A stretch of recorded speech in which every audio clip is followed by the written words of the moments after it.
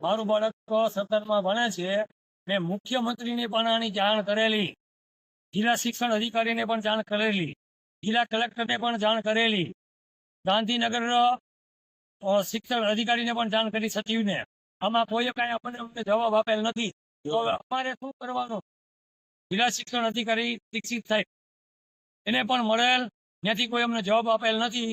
અને દીક્ષિત સાહેબે અત્યારે ડીઓમાંથી ઓર્ડર કાઢી અને પ્રવીણભાઈને સૌરાષ્ટ્ર હાઈસ્કૂલમાં મૂકી દીધા છે. સોમવારે એનો ઓર્ડર નીકળી ગયેલો છે. અમારે પ્રવીણ સાહેબ જોઈ છે. અમારી માંગણી પૂરી કરો. અમને અન્યાય થયો છે, આની માટે અમારે આગળ હાલવાનું થશે. પછી આવતા દિવસોમાં અમારી નોંધ લ્યો, અમને અમારો ન્યાય આપો, અમને અમારો હક આપો. મૂળ માંગ કઈ છે તમારી? દિવ્યાંગ બાળકોને એને શિક્ષક મળે. આવતા દિવસોમાં એ છોકરા સ્ટાન્ડર્ડ થઈ શકે, નોર્મલ બાળકો જેવા થઈ શકે, એ અમારી માંગણી છે.